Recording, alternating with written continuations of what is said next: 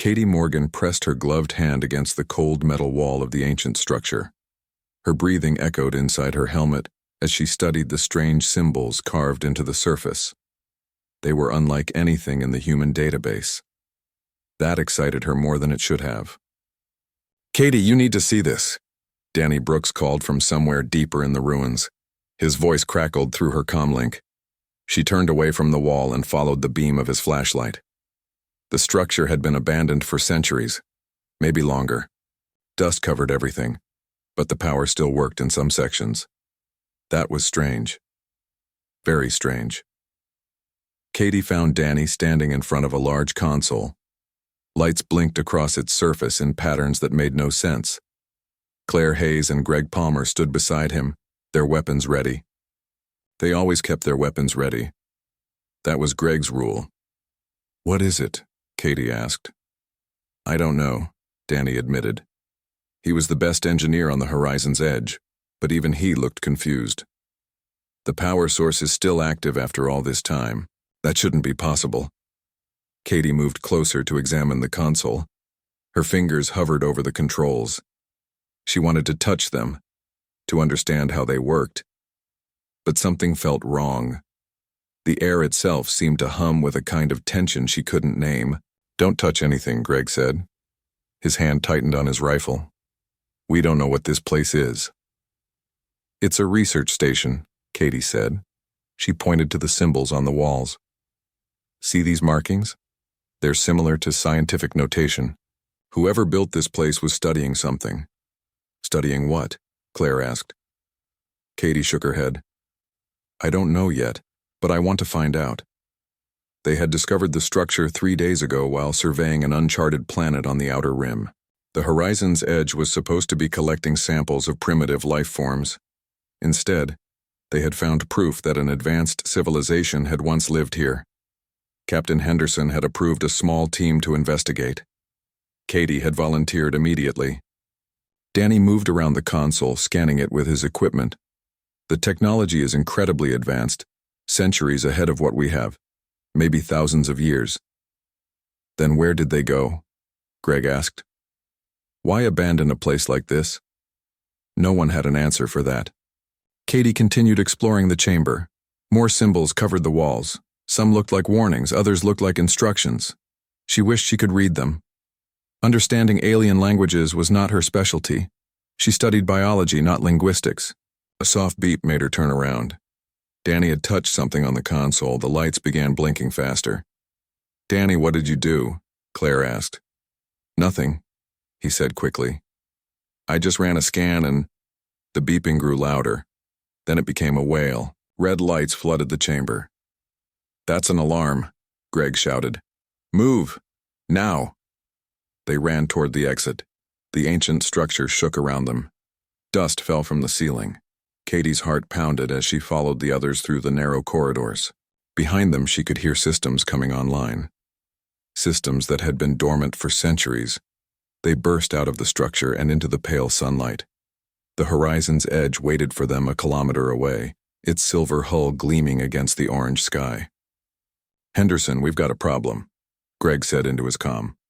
"We triggered some kind of alarm system." Captain Henderson's voice came back immediately. "Get back to the ship. Now." They ran across the barren landscape. Katie kept looking back at the structure. Lights were appearing all over it now. Lights that hadn't been there before. The structure was waking up and it was sending a signal. "What have we done?" she whispered. They reached the horizon's edge 20 minutes later. The crew was already preparing for emergency departure. Captain Henderson met them at the airlock. "What happened down there?" he demanded. Danny explained about the console and the alarm. Henderson's face grew dark. "Get to your stations," he ordered. "We're leaving the system immediately." But it was already too late. The sensors detected them first. 5 ships dropping out of faster-than-light travel at the edge of the system. They were massive, bigger than any human vessel, and they were coming fast. "Unknown ships are hailing us," the communications officer reported. "Put them on screen," Henderson said. The view screen flickered to life. Katie felt her blood turn cold. The being on the screen was nearly 8 feet tall, Its skin looked like crystal scales that caught the light. Its eyes burned with an amber fire. When it spoke, its voice was deep and harsh. "You have violated sacred territory," the alien said. "You have awakened the ancient warning system. There is no forgiveness for this crime." "We didn't know," Henderson said. He kept his voice calm. "We're explorers from Earth. We meant no harm." "Your ignorance is not an excuse," the alien replied. "I am Commander Zareth of the Vakrian Empire. Your ship and crew are now property of the Empire. Surrender immediately or be destroyed."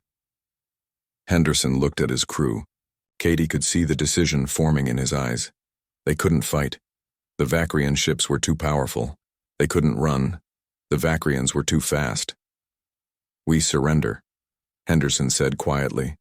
The Vakrian ships surrounded the horizon's edge, boarding pods attached to the hull with heavy thuds. Katie heard weapons fire from other parts of the ship. Some of the crew were fighting. They died quickly. Vakrian soldiers stormed into the bridge. They were even taller in person. Their armor made them look like walking tanks. They moved with brutal efficiency. Captain Henderson tried to negotiate. A Vakrian soldier shot him without hesitation. The captain fell to the floor and didn't move again. Katie wanted to scream. She wanted to run. But Greg grabbed her arm and held her still. "Don't move," he whispered. "Just stay alive." The Vakrians separated the crew. Most were taken to one area of the ship. Katie, Danny, Claire, and Greg were pulled aside. A Vakrian officer examined them with cold eyes. "These four," the officer said. "Take them to the fortress. The Archon will want to see them." They were dragged to a transport ship. Through the windows, Katie watched as the Vakrians destroyed the horizon's edge. The explosions lit up the dark space like flowers blooming. Her home for the past 2 years was gone in seconds. The transport took them to a massive station orbiting a gas giant. Katie had never seen anything so large. It was a city floating in space, a fortress, a symbol of power. Inside, they were thrown into cells. The walls were transparent energy barriers. Katie could see other prisoners in nearby cells. All of them looked hopeless. Hours passed. Maybe days. Time felt strange in the cell. Katie sat on the cold floor and tried to think. They had made first contact with an alien empire. But instead of friendship, they had found only violence. On the second day, she heard sounds from the corridor. Heavy footsteps, and something else. A low rumbling that made her bones vibrate. A Vakrian guard walked past her cell, and beside him walked a creature from nightmares. It was massive, 12 feet long from nose to tail, black fur that seemed to swallow light, 6-inch fangs that could tear through metal, eyes that glowed like molten gold. A collar around its neck sparked with electricity. The creature was a predator, the most dangerous thing Katie had ever seen. But as it passed her cell, their eyes met, and Katie saw something the Vakrians didn't see. She saw intelligence.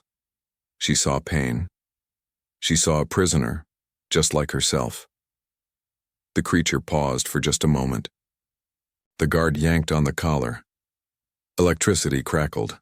The creature made a sound that was almost a whimper. Then it moved on. Katie stood and pressed her hands against the energy barrier. She watched the creature disappear around a corner. "What was that thing?" Danny asked from the next cell. "I don't know," Katie said, "but I'm going to find out." She didn't know it then, but that moment changed everything. That brief connection between a human girl and an alien predator would shake an empire to its foundations. But first, she had to survive. Katie spent her first week in the cell learning everything she could about her captors. She watched the guards. She listened to their conversations. She studied their behavior. Understanding the enemy was the first step to surviving. The Vakrians were warriors. Everything about them spoke of violence and control.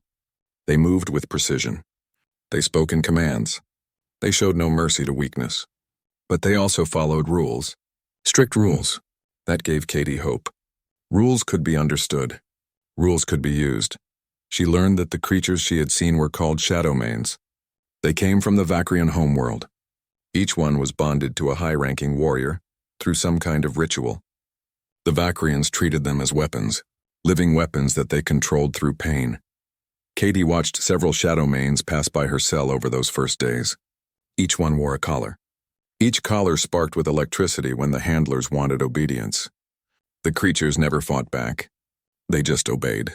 But Katie could see the suffering in their eyes. On the 8th day, Commander Zareth came to her cell. He was the Vakrian who had demanded their surrender. Up close, he was even more imposing. His amber eyes studied her like she was a specimen under a microscope. "You are the xenobiologist," he said. It wasn't a question. "Yes," Katie replied. She forced herself to meet his gaze. Showing fear would be a mistake. "You study alien life forms." "I do." Zareth tilted his head slightly. "What do you know of the shadow manes?" Katie felt her heart beat faster. This was important. She chose her words carefully. "I know they're intelligent," she said. "More intelligent than you treat them." Several guards reached for their weapons. Zareth raised a hand to stop them. "Explain," he commanded. "I've watched them," Katie said. "They problem solve. They communicate with each other using complex vocalizations. They show emotional responses beyond simple aggression. Those are signs of high intelligence." "They are beasts," Zareth said. "Dangerous beasts that must be controlled." "They're people," Katie corrected. "You've just broken them so thoroughly that you can't see it anymore." The guards definitely wanted to kill her now. But Zareth looked thoughtful. He studied her for a long moment. "Interesting," he finally said. "You will come with me." The energy barrier dropped. Guards grabbed Katie's arms and pulled her from the cell. Danny shouted something, but she couldn't hear him clearly. The guards dragged her through corridors filled with Vakrian soldiers. Everyone stopped to stare at the human prisoner. They brought her to a large chamber. And there, lying on a raised platform, was a shadow mane. This one was different from the others she had seen. Bigger. Its fur was darker. Its eyes held more awareness. The collar around its neck was more elaborate, with symbols carved into the metal. "This is Keshatar," Zareth said. "My bonded companion. He has served me for 12 years. Katie approached slowly. Every instinct screamed at her to run. The shadow mane was massive. Those fangs could end her life in a second. But she forced herself to stay calm. "He's beautiful," she said. Zareth made a sound that might have been surprise. "Beautiful?" "Yes." Katie stopped a few feet from the platform. She didn't want to get too close without permission. "He's a magnificent creature." Keshatar's golden eyes tracked her movement. The shadow mane's muscles tensed. Ready to attack. Ready to defend, but also curious. "The shadow manes bond with us through pain and dominance," Zareth explained. "It is the only way. They are too dangerous otherwise." "That's not bonding," Katie said. "That's slavery." The room went silent. Saying such things to a Vakrian commander was probably a death sentence, but Katie was tired of watching suffering. Tired of staying silent, Zareth moved closer to her. "You dare to lecture me about my own culture?" "I dare to tell you the truth," Katie replied. "You're not bonding with them. You're breaking them. There's a difference. And you believe you have a better way?" "I know I do." Zareth stared at her. Then surprisingly he laughed. "It was not a kind sound. Very well," he said. "I will give you one chance to prove your words. If you succeed, perhaps you will live a little longer. If you fail, you will die screaming." He gestured to the guards. They removed Katie's restraints and stepped back. Suddenly she was alone in the chamber with a creature that could kill her without effort. Keshatar rose to his feet. The shadow mane was even larger standing up. His head was level with Katie's chest. His claws scraped against the metal floor. The collar sparked once, but Zareth must have disabled it. This was a test. Katie took a deep breath. She had worked with dangerous animals before. Not this dangerous, but the principles were the same. Respect, patience, understanding. She dropped to one knee, making herself smaller, less threatening. She kept her eyes lowered. In many predator species, direct eye contact was a challenge. She didn't want to challenge. She wanted to communicate. "I see you, Keshatar," she said softly. She didn't know if the shadow mane understood her words, but tone mattered more than words. "I know you're more than they think you are. I know you're hurting." Keshatar moved closer. She could feel the heat coming off his body. Could smell his breath. Could hear the low rumble in his chest. "I'm not here to hurt you," Katie continued. "I'm not here to control you. I just want to understand you." The shadow mane circled her. Katie stayed still. Her muscles ached from holding the position, but she didn't move. Keshatar's nose touched her shoulder, sniffing, learning her scent. Then slowly, the Shadowmane's massive head lowered. His chin rested on Katie's shoulder. The rumble in his chest grew louder. It wasn't a growl. It was a purr. Katie carefully raised one hand. She touched the side of Keshatar's head. His fur was softer than she expected. The Shadowmane leaned into the touch. "Good boy," she whispered. "You're such a good boy." Behind her, she heard Zareth's sharp intake of breath. The commander was shocked. His guards were stunned into silence. No one had expected this. Katie spent the next hour with Keshatar. She learned his body language, the way his ears tilted when he was curious, the way his tail moved when he was content, the sounds he made to communicate different needs. He was intelligent, more intelligent than most people would believe.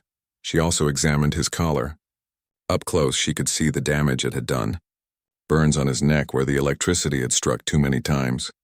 Scars in his fur, signs of years of pain. "This has to come off," Katie said to Zareth. "Impossible," the commander replied. "Without the collar, he would be uncontrollable." "No," Katie said firmly. "Without the collar, he would be free. There's a difference. He would kill. He would choose. Right now, he has no choice. You've taken that from him." Zareth was quiet for a long time. Finally, he spoke. "You are either very brave or very foolish, human." "Probably both," Katie admitted. To her surprise, Zareth smiled slightly. It was the first time she had seen any Vakrian show something other than coldness or anger. "I will make you an offer," he said. "You may work with Keshatar. You will teach me your methods. If they prove effective, perhaps I will listen to more of your ideas. But if Keshatar harms anyone because of your interference, you will watch your friends die before I kill you myself." Katie swallowed hard, but she nodded. Agreed. Over the following weeks, Katie worked with Keshatar every day. The guards brought her from her cell each morning. She spent hours with the Shadowmane, teaching him, learning from him, building trust. She discovered that Keshatar loved having his ears scratched, that he could understand dozens of different commands, that he responded better to praise than to punishment, that he was loyal not because of the collar, but because Zareth had earned his loyalty despite the pain. Commander Zareth watched every session. He asked questions. He took notes. Slowly, his attitude began to change. He started to see what Katie saw. "A person, not a weapon. Why do you care so much?" he asked her one day. "These creatures are not your species, not your responsibility." "Everything living is my responsibility," Katie replied. "That's what it means to be a biologist, to care for life in all its forms, even your enemies. Keshatar isn't my enemy.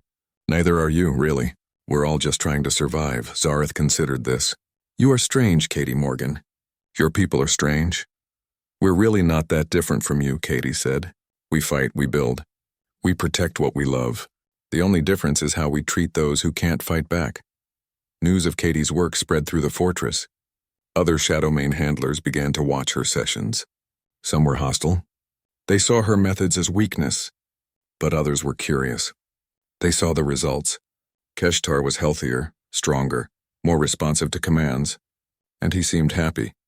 Katie learned that the Vakrian Empire had many enemies. They were constantly at war. The fortress itself was a military command center. Thousands of warriors lived here. Thousands of Shadowmanes served them, all controlled through pain. She dreamed of freeing them all, but she was just one human prisoner. What could she possibly do? The answer came on the 32nd day of her captivity. Zareth entered the training chamber with news that made Katie's blood run cold. "The Supreme Archon has made his decision," the commander said. "You and your crew will be executed in 1 week.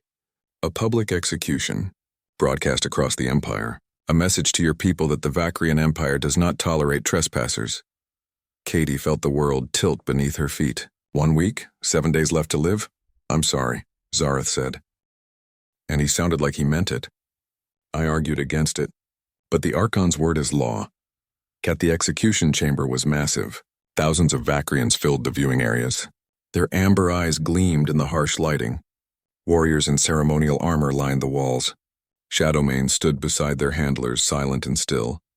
Katie walked in chains between Danny, Claire, and Greg. All 4 of them wore thin white clothing. Execution garments. Behind them, guards prodded them forward with weapons. The chamber's center held a raised platform. 4 posts stood there, waiting. Katie tried not to think about what would happen next. She had seen Vakrian executions in her cell's information screen. They were not quick. They were not merciful. Supreme Archon Velkaris sat on a throne overlooking the platform. He was older than most Vakrians Katie had seen. His scales had lost some of their shine, but his eyes burned with fierce intelligence and cruelty. Beside him stood his advisors and generals.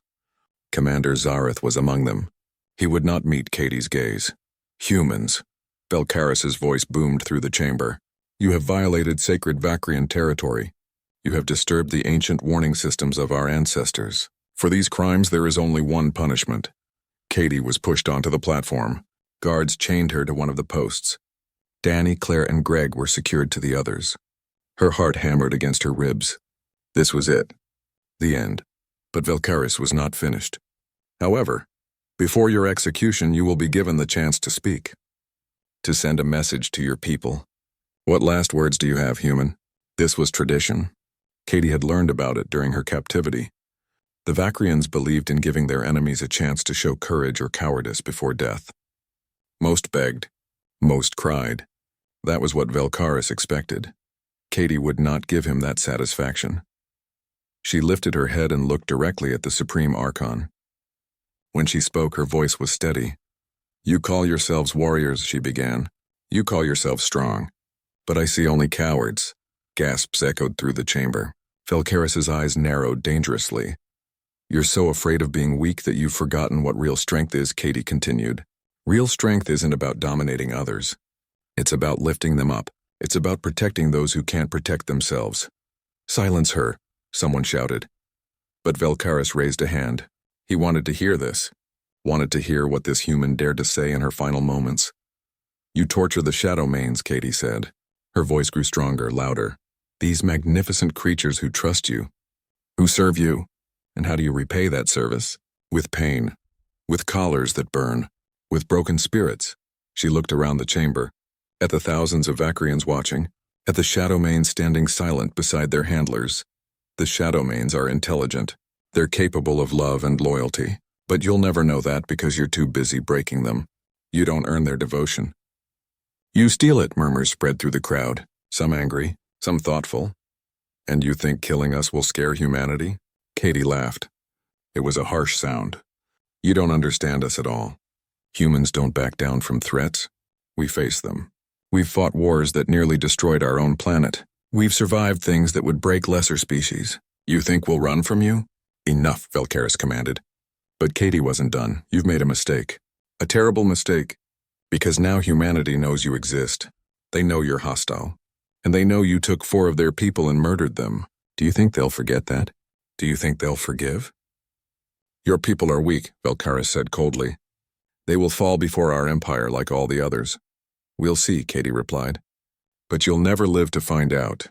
Because your empire is dying from the inside. You're so focused on controlling everything that you can't see the cracks forming. Your warriors are questioning. Your handlers are learning. Change is coming, whether you want it or not. Velkaris stood. His face was twisted with rage. Execute them, now. The guards moved forward. Katie closed her eyes. She had said what needed to be said.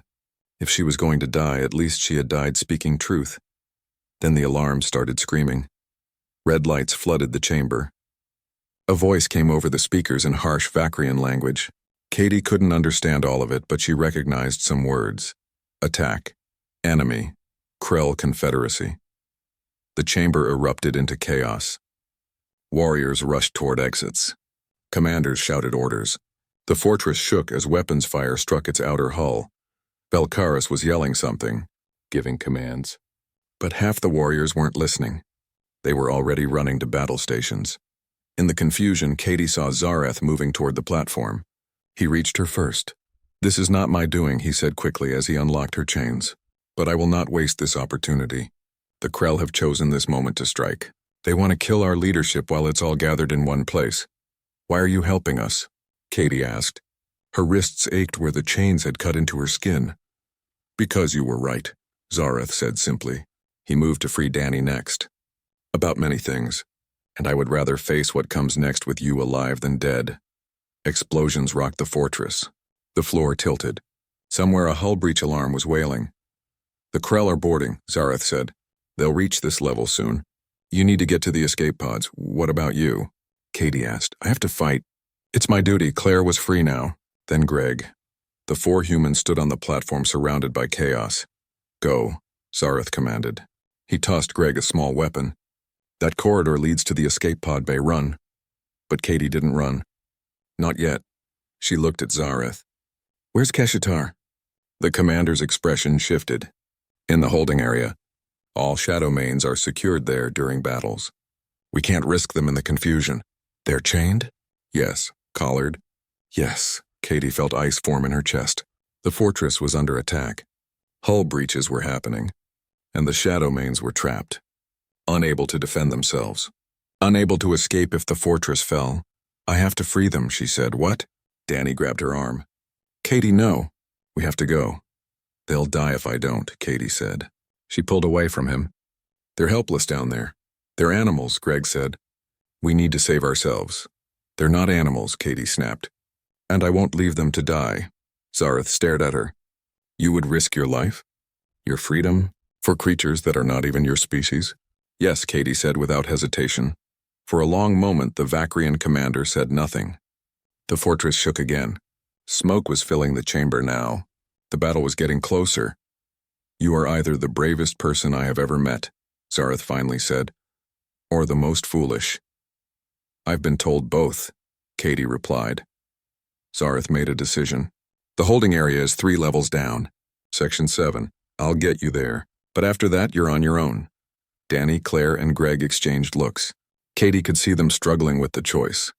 Safety was one direction. Madness was the other. "We're with you," Danny said quietly. Claire and Greg nodded. They ran through corridors filled with smoke and sparks. Emergency lights flickered. The floor shook with each explosion. They passed wounded Vakrian warriors being carried to medical bays. They passed blast doors sealing off damaged sections. Zareth led them through shortcuts that only fortress personnel knew. He had a weapon in each hand. Twice they encountered Krell soldiers. Both times Zareth killed them before Katie could even react. The Vakrian moved like lightning. They reached Section 7. The holding area doors were sealed. "I can't open these remotely," Zareth said. "The system is damaged." He moved to a control panel and began working. An explosion nearby made the walls buckle. Part of the ceiling collapsed. Greg pulled Katie back just in time. "We need to hurry," Claire said. She was watching the corridor. "I hear more footsteps. A lot of them." Zareth worked faster. His claws flew over the controls. Finally, something clicked. The doors began to open. "Go," he said. "I'll hold them off." "You'll die," Katie said. "Perhaps," Zareth replied. "But I will die knowing I did something right." He looked at her. "Save them, Katie Morgan. Show my people what they could not see." Before Katie could respond, Zareth moved back into the corridor. She heard weapons fire, heard his battle cry. Then the doors sealed behind them. The holding area was chaos. Cages lined both walls. Shadowmanes paced inside them. Some were injured from the shaking fortress. Others were panicking. All of them wore collars. All of them were trapped. "How do we free them?" Danny asked. Katie ran to a control station. The interface was in Vakrian, but she had learned some of the language during her captivity. Enough to recognize important words. Enough to find what she needed. "There," she said, pointing. "That should open all the cages at once." "And the collars?" Claire asked. Katie found another control. "This deactivates them." "Do it," Greg said. He had his weapon ready. "But be prepared. They might attack us." Katie's hand hovered over the controls. This was it. If she was wrong about the Shadowmanes, they would all die here. But if she was right, maybe they had a chance. She pressed both controls. The cages opened. The collars shut off. For a heartbeat, nothing happened. Then the Shadowmanes emerged. Dozens of them. Their golden eyes scanned the room. Found the humans. 4 small, weak humans who had just freed them. Katie dropped to one knee. The same position she had used with Keshatar. Showing respect. Showing she meant no harm. "Please," she said softly. "We need—" The fortress corridors were a war zone. Smoke hung thick in the air. Sparks rained from damaged power conduits. Bodies lay where they had fallen, both Vakrian and Krell. Katie led her group through the chaos. Behind her came Danny, Claire, and Greg. Around them moved 24 Shadowmanes freed from their cages and collars. The great predators stayed close to the humans, protective rather than aggressive. "We need to reach the command level," Katie said. She was reading a damaged wall display. "If the Krell take control there, the entire fortress will fall." "Why do we care?" Greg asked. He was limping from a close call with falling debris. "Let it fall. We can escape in the confusion." "Because thousands of Vakrians will die," Katie replied. "And despite everything they've done to us, I'm not ready to let that happen." Danny moved beside her. "Katie, you have the biggest heart of anyone I know." "But we're 4 humans and some cats against an army." "These aren't cats," Katie said. She placed a hand on the nearest Shadowmane's head. "They're warriors, and they're choosing to fight with us." As if to prove her point, the Shadowmane rumbled agreement. They rounded a corner and found a squad of Krell soldiers. The Krell were shorter than Vakrians but built like tanks. Their gray skin was armored naturally. Their weapons hummed with deadly energy. The Krell spotted the humans. They raised their weapons. But before they could fire, the Shadowmanes attacked. Katie had seen Shadowmanes fight during her captivity. But those fights had been controlled, limited. This was different. This was the Shadowmanes unleashed, fighting of their own free will. They moved like liquid darkness. One moment they were standing still. The next they were among the Krell soldiers, fangs and claws tearing through armor. The Krell never had a chance. It was over in seconds. The Shadowmanes returned to Katie's side, barely winded, looking to her for the next command. "Good," she said simply. She tried not to look at what was left of the Krell. "Let's keep moving." They fought their way up 3 levels. Each battle was the same. The Shadowmanes struck first, fast, brutal, efficient, and always they protected the humans. Katie started to understand the hand signals Zareth had used with Keshatar. She adapted them, created new ones. The Shadowmanes learned quickly. They responded to her commands with precision. "You're actually controlling them," Claire said. Wonder filled her voice. "Without collars, without pain, they're just listening to you." "They're choosing to listen," Katie corrected. "There's a difference." They reached a blast door that was sealed shut. Danny examined the controls. "It's locked from the other side," he said. "I can't bypass it." Katie looked at the largest Shadowmane. She made a gesture she hoped the creature would understand. "Attack this." The Shadowmane looked at the door, looked back at Katie, then nodded. Actually nodded. It backed up several paces, then charged. Its massive body hit the blast door with a sound like thunder. The door buckled. The Shadowmane charged again, and again. On the 4th hit, the door gave way. Beyond was a command station. A dozen Vakrian warriors were fighting 3 times as many Krell soldiers. The Vakrians were losing. They had taken defensive positions behind overturned consoles, but they were running out of ammunition and options. Katie recognized one of the Vakrians. It was the officer who had separated her from the other prisoners on the first day. He saw her now, saw the Shadowmanes surrounding her. His eyes went wide with shock. "Help them," Katie told the Shadowmanes. The great predators surged forward. They hit the Krell from behind. The tide of battle turned instantly. The Vakrian warriors, seeing this impossible reinforcement, rallied. Together, Vakrians and Shadowmanes drove the Krell back. When it was over, the Vakrian officer approached Katie. He was breathing hard. Blood dripped from a wound on his shoulder. "You freed the Shadowmanes," he said. It wasn't a question. "Yes," Katie replied. "They should have killed you." But they didn't. The officer looked at the Shadowmanes. They sat in a protective circle around Katie and her friends. Calm, controlled, waiting for her next command. "This is not possible," the officer whispered. "It is possible," Katie said. "You just never tried the right way." More explosions shook the fortress. A warning siren began to wail. The officer listened to something on his communication device. His expression darkened. "The Krell have breached the main assembly chamber," he said. "Supreme Archon Velkaris is trapped there with the other leaders. If he falls, the Empire falls." Katie felt a cold weight in her stomach. Velkaris was a cruel leader. He had ordered her execution. But he was also the only thing holding the Vakrian Empire together. If he died, the resulting chaos would be catastrophic.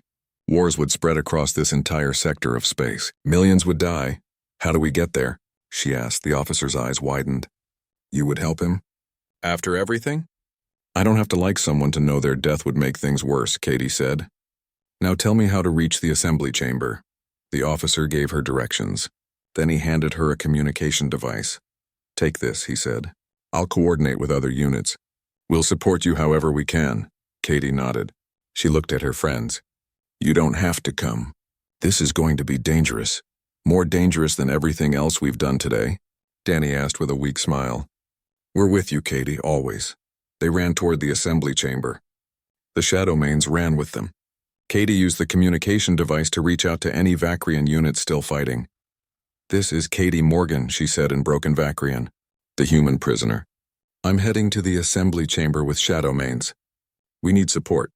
All available units. There was a pause. Then responses started coming in. Some were angry. Some were confused.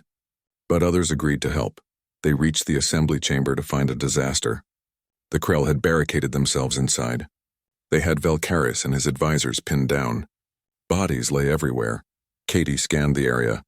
She could see Velcaris behind an overturned throne. The Supreme Archon was still alive, but he was trapped, wounded. His guards were dead around him. We need a plan, Greg said. Katie studied the chamber layout. The Krell had good positions. They controlled the high ground. A direct assault would be suicide. Then she saw something. Air vents, large ones, running along the walls. The Shadowmanes can fit through those vents, she said. We send them in from above while we attack from the front. Pin the Krell between two forces. How do we tell them? Claire asked. Katie didn't know the words. But she had learned that the Shadowmanes understood more than words. They understood intent, purpose. She knelt beside the largest Shadowmane, looked into its golden eyes, tried to project what she needed. Attack from above, from the vents, coordinate with our assault. The Shadowmane held her gaze. Then it turned to the others. A series of rumbles and growls passed between them.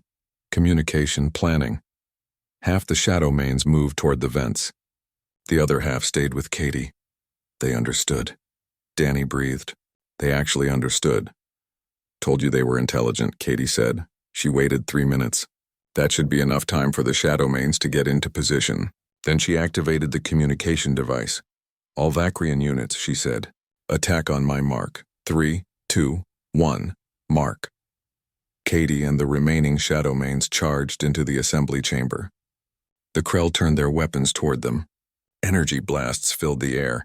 Then the ceiling vents exploded open. Shadowmanes dropped down behind the Krell positions.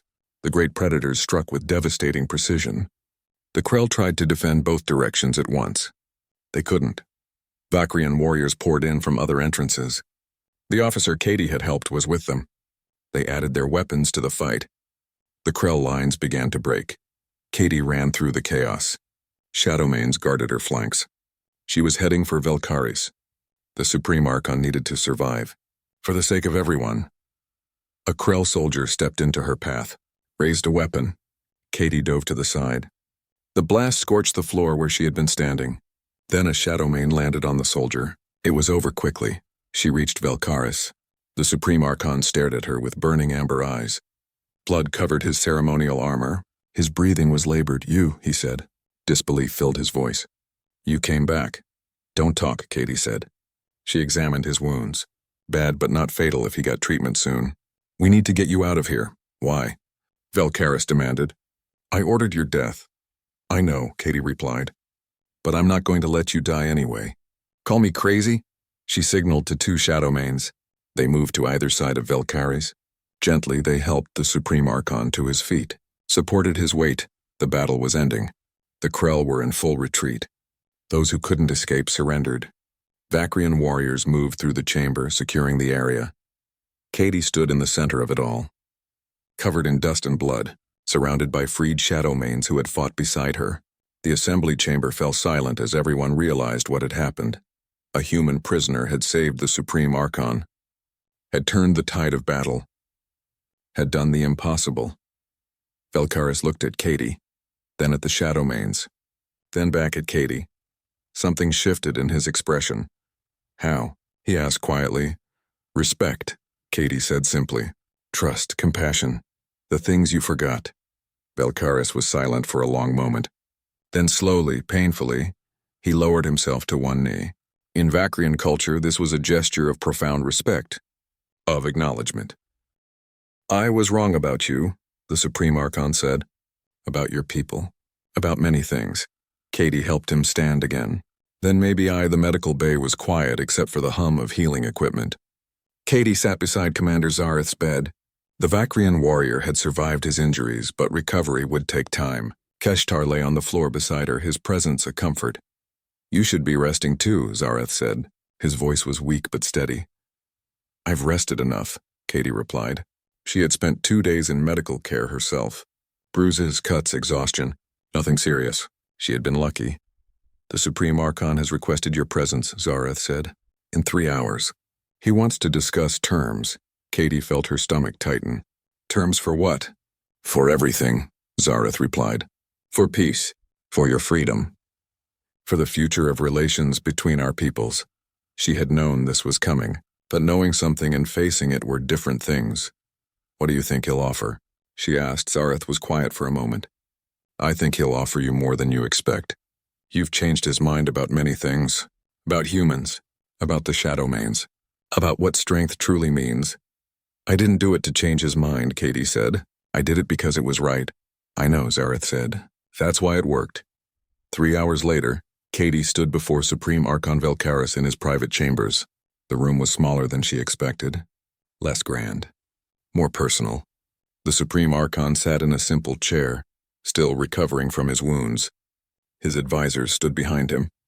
Commander Zareth was there as well. Katie's friends waited outside. The Shadowmanes had wanted to come with her, but she had convinced them to stay. This conversation needed to happen without the distraction of 24 giant predators. Katie Morgan, Velkaris said. His voice was different now. Less harsh. More thoughtful. Please sit. Katie took the offered chair. She kept her back straight. Her eyes steady. She would not show fear or weakness now. You have done something remarkable, Velkaris began. You freed the Shadowmanes. You led them in battle. You saved my life and the lives of my advisors. These are not small things. I did what needed to be done, Katie replied. Yes, Velkaris agreed. But the question now is what happens next. The Vacrian Empire has laws, traditions. You violated our sacred territory. Under those laws, you should still face execution. Katie felt ice form in her chest. Had she survived everything just to die anyway? However, Velkaris continued, you have also earned the devotion of a Shadowmane pack through genuine bond. Under even older laws, this makes you worthy of respect, of honor. The two legal traditions conflict. And so I must make a choice about which tradition to follow. He leaned forward in his chair. I have decided to follow the older tradition, the one that recognizes worth and honor over simple rules. You and your crew are free to go. More than that, I will provide you with a ship and safe passage back to human space. Relief flooded through Katie. They were free, truly free. But, Velkaris said, and Katie's relief froze. I have a request, not a demand. A request, what is it? Katie asked. Stay, Velkaris said simply. For 6 months, teach my people what you have learned. Show our Shadowmane handlers your methods. Help us change the way we treat these magnificent creatures.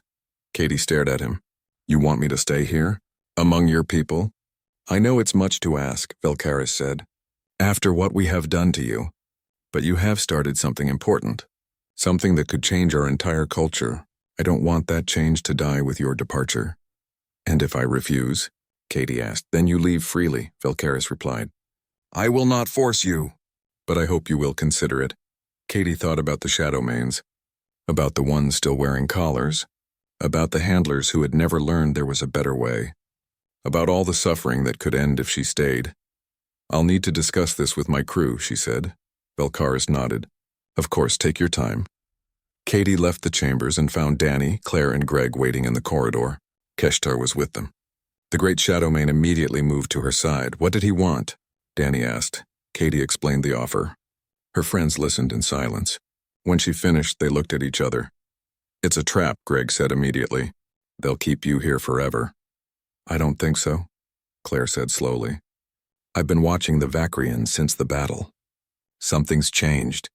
They look at Katie differently now, like she's actually earned their respect. What do you think? Danny asked Katie directly. Katie looked at Keshatar. The Shadowmane gazed back with intelligent golden eyes. I think I could make a real difference here, she said. I think I could help end a lot of suffering, but I won't decide this alone. It affects all of us. If you stay, we stay, Danny said. The others nodded agreement. All of us? Katie asked. For 6 months? We're a crew, Claire said. We stick together. Katie felt warmth spread through her chest. Okay, then we stay. The next 6 months became the most challenging and rewarding of Katie's life. She was given a facility on the fortress specifically for training Shadowmane handlers. It was large enough to house dozens of Shadowmanes comfortably. The first week was difficult. The handlers who came to learn were skeptical. Many resented taking instruction from a human. Others thought her methods were weak, dangerous. They wanted to rely on the collars and pain they understood. Katie was patient. She showed them rather than told them. She brought in Shadowmanes who were suffering under the old methods. She removed their collars. Then she worked with them, showing the handlers how the creatures responded to kindness and respect. The results spoke for themselves. Within days, the Shadowmanes became healthier, more responsive, more loyal, not because they feared pain, but because they chose to be. Some handlers refused to learn. They clung to the old ways, but others embraced the new approach. These younger Vakrians had seen Katie fight alongside the Shadowmanes. They had seen what was possible when predators and people worked together as equals. Commander Zareth became one of her strongest supporters. Once he recovered from his injuries, he attended every training session. He brought other officers with him. He spoke openly about how Katie's methods had made Keshatar stronger and happier. Word spread through the Vakrian military. More handlers requested training. Katie worked from dawn until late into the night. Danny helped design better living spaces for the Shadowmanes. Claire created training equipment. Greg taught defensive techniques that didn't rely on pain compliance. But there was resistance too. A faction of older Vakrians opposed the changes. They saw Katie's methods as an insult to tradition, as weakness. They wanted things to stay as they had always been. 3 months into her stay, someone tried to kill her. Katie was working with a young Shadowmane in one of the training areas. She was alone.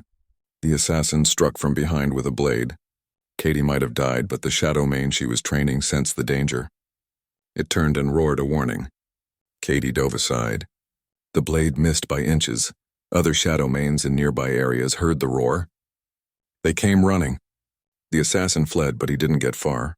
The Shadowmanes cornered him in a storage area. When guards arrived, they found the assassin surrounded by angry predators. The man was weeping with terror. The Shadowmanes hadn't hurt him, but they had made it very clear they would if he moved. Supreme Archon Velkaris was furious when he learned of the attempt. He wanted to execute the assassin publicly, but Katie asked for mercy instead. He's afraid, she told Velkaris. Afraid of change? Afraid of losing what he knows. Killing him won't fix that fear. Then what do you suggest? Velkaris asked.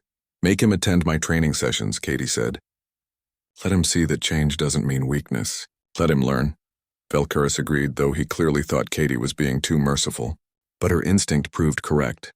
The assassin, whose name was Kortal, came to the training facility in chains. He was forced to watch as Katie worked with the Shadowmanes.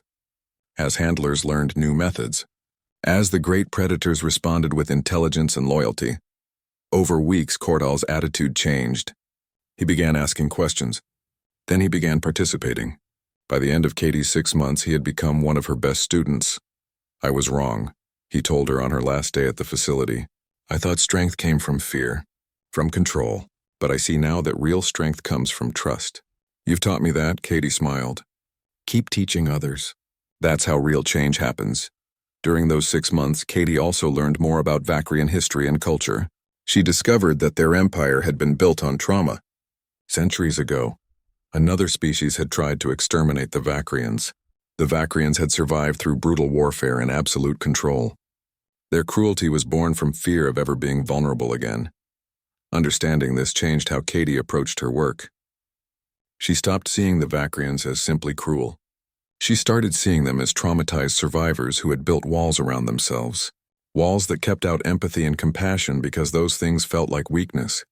She shared this insight with Velkaris during one of their regular meetings. Your people aren't evil, she said. You're scared. And fear makes people do terrible things. Velcaris was quiet for a long time. You see too much, Katie Morgan. Someone needs to, Katie replied. As the 6 months drew to a close, preparations began for peace talks between humanity and the Vacrian Empire. Representatives,